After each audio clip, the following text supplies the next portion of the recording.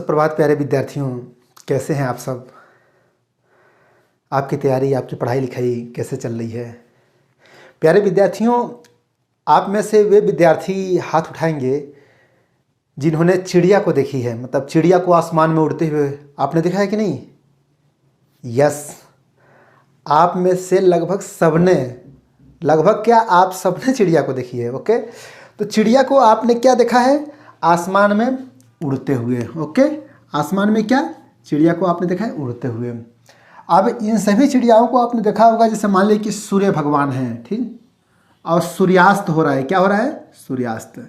जब सूर्यास्त होता है तो चिड़ियाओं के पंखों में क्या आ जाता है, चिड़ियाएँ धीरे धीरे उड़ के अपने घोंसला की तरफ जाती हैं कि तेज तेज। कोई बताएगा विद्यार्थी। बिल्कुल आपने सही बताया। जब सूर्यास्त होता है तो इनमें क्या होता है, एक स्पीड आ जाता है। जल्दी जल्दी कहाँ जाना है, हमारा जो जहाँ घर है, हमें अपने घर के पास जाना है। ओके, अपने घर के पास जाना है। घर में कहाँ है, घोंसला, ठीक है। घोंसला के पास ये सारी चिड़ियाएँ उड़ के आ जाती हैं, ठीक है। कहने का मतलब सूर्यास्त के समय में हर व्यक्ति को, हर पंछी को अपने घोंसला के पास जाना होता है, अपने टारगेट, अपने मंजिल की तरफ जाना होता है। ओके, यानी कि समय व्यतीत होता है तो हमारा स्पीड भी बढ़ जाता है। ओके प्यारे विद्यार्थियों, आज हम एक ऐसी कविता पढ़ेंगे जिस कविता में यही सिखाया गया है कि हमें कैसे अपने जीवन में आगे बढ़ना चाहिए और कैसे हमें समय का रिस्पेक्ट करना चाहिए। देखो, दिन ढल रहा है, यानी कि समय बीत रहा है। हमारी ज़िंदगी में क्या है, एक एक पल व्यतीत हो रहा है ना। इसलिए हमें हमेशा समय का सम्मान करना चाहिए, है ना विद्यार्थियों। तो हमारी जो पुस्तक है, हमारी पुस्तक यानी कि आरोह भाग 2, जो कक्षा 12वीं की पुस्तक है, उसमें एक बहुत ही प्यारी सी कविता है जिसका नाम है, उस कविता का क्या नाम है, दिन जल्दी जल्दी ढलता है। दिन जल्दी जल्दी ढलता है, ठीक, यानी कि ज़िंदगी में समय जल्दी जल्दी व्यतीत हो रहा है। इस कविता को किसने लिखी है, कोई बताएगा, बोलो। जी, आपने बहुत अच्छी तैयारी की है। ऐसे ही सभी विद्यार्थियों को घर पे पढ़ाई करनी है। ओके, तो हरिवंश राय बच्चन, वेरी गुड, हरिवंश राय बच्चन जी ने इस कविता को लिखी है। कोई बता सकता है हरिवंश राय बच्चन जी का जन्म कब हुआ था। हरिवंश राय बच्चन जी का जन्म हुआ था सन 1907 ईस्वी में। कब, सन 1907 ईस्वी में। और देहावसान कब हुआ था, इनकी मृत्यु हुई थी 1903 ईस्वी में। ओके, तो इस बात पे आपको ध्यान देना होगा। हरिवंश राय बच्चन जी का जन्म कहाँ हुआ था, इनका जन्म हुआ था प्रयागराज में। कहाँ पे हुआ था, प्रयागराज में, ठीक है ना। प्रयागराज में इनका जन्म हुआ था और देहावसान 2003 में हुआ था। कहाँ पर हुआ था, देहावसान हुआ था मुंबई में। ओके, कहाँ पे हुआ था, मुंबई में। इन बातों को आप ध्यान में रखिएगा। प्रिय विद्यार्थियों, आपको मैं ये भी बता दूं, शायद आपको पता होगा, हरिवंश राय बच्चन जी के जो पुत्र हैं वह सदी के महानायक हैं। कोई बताएगा उनका क्या नाम है। फिल्मी दुनिया के मतलब महानायक उनको कहा जाता है। यस, आपने सही बताया। हरिवंश राय बच्चन जी के पुत्र का क्या नाम है, अमिताभ बच्चन। क्या नाम है, अमिताभ बच्चन। ओके, इन विशेष बातों को आपको ध्यान में रखना चाहिए। यानी आप जिन्हें पढ़ रहे हैं उनके पुत्र आज के बहुत बड़े हीरो हैं, ठीक है, वास्तविक जीवन में भी और फिल्मी ज़िंदगी में भी। मतलब रियल लाइफ भी है और रील लाइफ में भी हीरो हैं, ठीक है। तो ये हमने देखा, दिन जल्दी जल्दी ढलता है नामक जो कविता है, उसके कवि कौन है, हरिवंश राय बच्चन जी। ओके, जन्म कब हुआ है, 1907 ईस्वी में। इनकी प्रमुख रचनाएं कौन कौन सी हैं, मधुबाला, मधुशाला, मधुकलश, निशा निमंत्रण 1938 में प्रकाशित है, ठीक है। इन सभी रचनाओं के बारे में आपको पढ़ना होगा। इन्होंने आत्मकथा जो लिखी है ना, मतलब बेहतरीन, 4 भागों में है, ठीक है। और आत्मकथा जिस तरह से इन्होंने लिखा है ना, कि 10 द्वार से सोपान तक, नीड़ का निर्माण, फिर ठीक है। इस तरह से आप भी आत्मकथा लिख सकते हो। आत्मकथा का मतलब क्या होता है? जैसे हरिवंश राय बच्चन जी ने क्या लिखा है? आत्मकथा, ठीक, आत्मकथा। अब आत्म का मतलब क्या होता है? सेल्फ। कथा का मतलब स्टोरी, कहानी। तो जैसे इन्होंने 4 भागों में, कितने भागों में? 4 भागों में, 4 भागों में इन्होंने क्या लिखा है? आत्मकथा। तो जिस तरह से हरिवंश राय बच्चन जी ने आत्मकथा लिखी है, वैसे ही आप भी आत्मकथा लिख सकते हो। आपके जीवन में कैसी कैसी घटनाएं घटित हो रही हैं, ठीक है ना। इस तरह से हमें लेखकों से सीखना चाहिए। और आज मैंने बताया ना कि जिस तरह से दिन ढलता है तो चिड़िया की गति, मतलब उसके पंखों में स्पीड आ जाता है। क्या हो जाता है? कब? जब दिन जल्दी जल्दी ढलता है। तो हम आज इसी कविता को पढ़ेंगे और समझेंगे कि हमें जीवन में कैसे अच्छा काम करना चाहिए, कैसे अपने जीवन को गतिशील बनाना चाहिए, ठीक है। तो कैसे हरिवंश राय बच्चन जी लिखते हैं, इसको हम पढ़ेंगे और आप लोग किताब में ध्यान से देखिए। हरिवंश राय बच्चन जी कहते हैं कि हो जाए न पथ में रात कहीं, मंजिल भी तो है दूर नहीं। हो जाए न पथ में रात कहीं, मंजिल भी तो है दूर नहीं। यह सोच थका दिन का पंथी भी जल्दी जल्दी चलता है, दिन जल्दी जल्दी ढलता है। यह सोच थका दिन का पंथी, क्या सोच कर? कि हो जाए न पथ में रात कहीं, कहीं ऐसा ना हो कि पथ, पथ का मतलब क्या होता है, कोई बताएगा? पथ का मतलब होता है रास्ता। और ये जो जीवन का जो रास्ता है ना, इसमें कहीं रात ना हो जाए। मतलब इस कविता में जिंदगी की सीख मिली हुई है। हो जाए न पथ में रात कहीं, मंजिल भी तो है दूर नहीं। मंजिल कहीं दूर थोड़ी है, यहाँ मंजिल है, यहाँ आप हो। बस चलने की आवश्यकता है, एक एक कदम बढ़ाए जा, मंजिल की तरफ कदम बढ़ाए जा, मंजिल मिल जाएगी। तो हो जाए न पथ में, यानी रास्ते में रात, कहीं कहीं रात न हो जाए, दिन बीत रहा है। हो जाए न पथ में रात कहीं, मंजिल भी तो है दूर नहीं। यह सोच थका, यह सोच कर थका हुआ, यह सोच थका दिन का पंथी भी। पंथी का मतलब क्या होता है? यह सोच थका दिन का पंथी माने होता है, कोई बताएगा? राही। यह सोच थका दिन का पंथी भी जल्दी जल्दी चलता है, दिन जल्दी जल्दी ढलता है। जब ध्यान में आता है कि दिन जल्दी जल्दी बीत रहा है, तो थका हुआ राही भी जल्दी जल्दी कदम को आगे बढ़ाता है।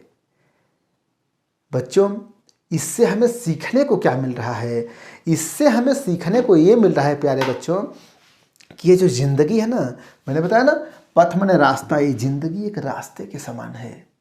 और पता नहीं कब रात हो जाए, रात का मतलब मृत्यु, पता नहीं कब।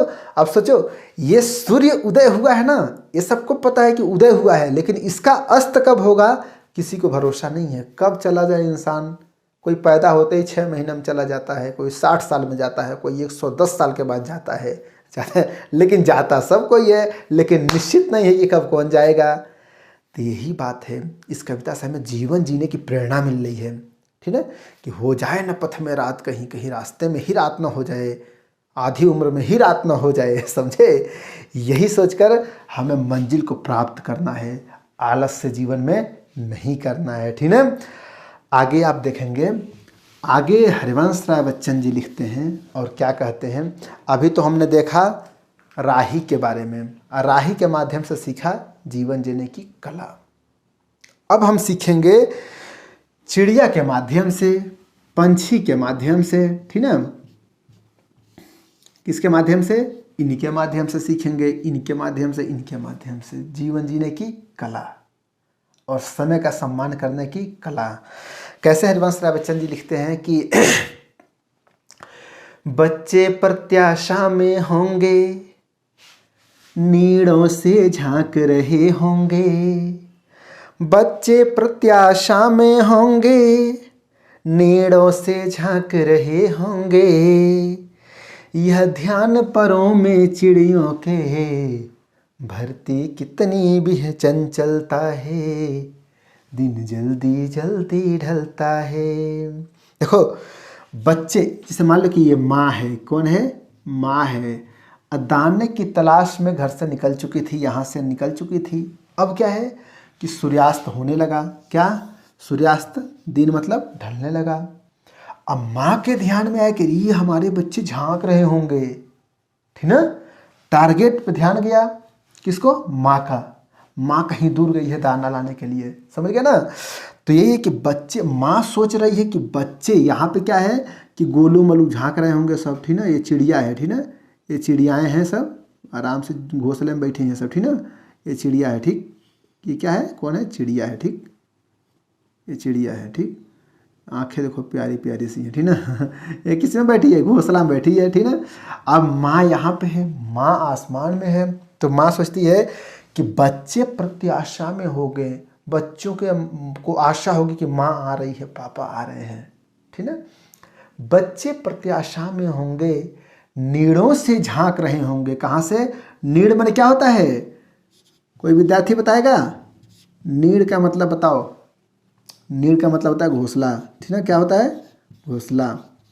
घोंसला से कौन झांक रहा होगा, बच्चे झांक रहे होंगे। यह ध्यान, कौन सा ध्यान, बच्चों के प्रति ध्यान। यह ध्यान परों में, यह ध्यान परों में चिड़ियों के भरता कितनी चंचलता है। जल्दी जल्दी उड़ो। बच्चे तलाश रहे होंगे मम्मी कब आएगी, बच्चे डर जाएंगे पेड़ पे, हाँ, मम्मी जल्दी से चलती है। इससे भी हमें क्या सीखने को मिल रहा है कि जब हमारा ध्यान अपने लक्ष्य पे आता है तो हमारा स्पीड बढ़ जाता है, हमारी गति बढ़ जाती है, ठीक है ना। इसलिए कभी भी बच्चों अपने ध्यान को अपने लक्ष्य पे लगाना। जब टारगेट पे आपका ध्यान रहेगा ना तो आपके पढ़ने की गति बढ़ जाएगी, जीवन जीने की गति बढ़ जाएगी, ठीक ना। जीवन के प्रति जो लालसा है ना वो बढ़ जाएगा, ठीक ना। तो हमेशा अपने टारगेट पे ध्यान देना, क्योंकि जिसके पास मंजिल नहीं, सपने नहीं, उम्मीद नहीं, वह क्या खाक जिएगा। बोलो, इसीलिए कहते हैं कि जीवन में हमेशा एक लक्ष्य लेकर चलो। प्रिय विद्यार्थियों, हरिवंश राय बच्चन जी आगे लिखते हैं, और देखो अब इस जो मतलब ये जो कविता है ना, ये भी अपने आप में उनकी आत्मकथा ही है। वो अपनी ज़िंदगी को ही उकेरते हुए कहते हैं। और अब मैं की बात करते हैं। किसकी बात करते हैं, मैं की। कि कहते हैं कि मुझसे मिलने को, क्या, मुझसे मिलने को कौन विकल, मैं हूँ किसके हित चंचल। मुझसे मिलने को कौन विकल, मैं हूँ किसके हित चंचल। यह प्रश्न शिथिल करता पद को, भरता उर में विह्वलता है, दिन जल्दी जल्दी ढलता है। यहाँ पर ध्यान से सुनना। यहाँ देखो, मतलब कोई इंतजार करने वाला नहीं है, कोई लक्ष्य नहीं है, तो कैसे मन में विह्वलता है और शिथिलता है, कैसे, सुनो। हरिवंश राय बच्चन जी कहते हैं, देखो इनकी पत्नी का देहावसान हो चुका था। हरिवंश राय बच्चन जी की पत्नी इनको छोड़ के चली गई थी, देहावसान।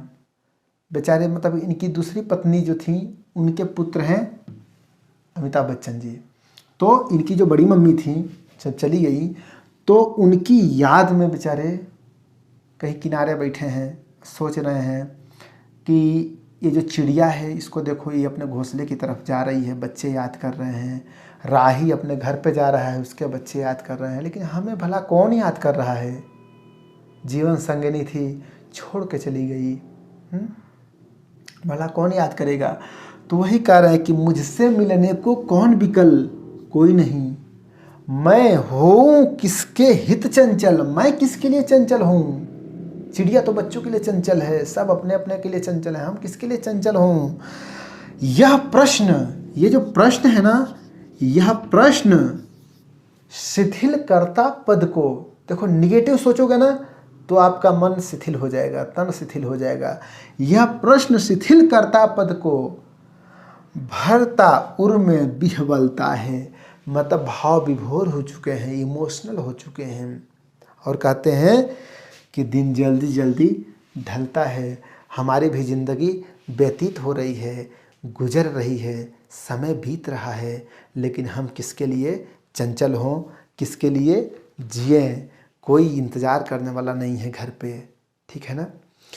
तो प्यारे बच्चों, आपके सामने एक छोटी सी कविता दिन जल्दी जल्दी ढलता है को मैंने प्रस्तुत किया। ये कविता कैसी लगी कमेंट बॉक्स में ज़रूर बताइएगा। और अगर आप कैंडिडेट हो, अगर आप डेमो क्लास की तैयारी कर रहे हो, तो आप इस कविता को ऐसे ही पढ़ा सकते हो, ठीक है ना। इसी तरह से आप कविता को पढ़ा सकते हो।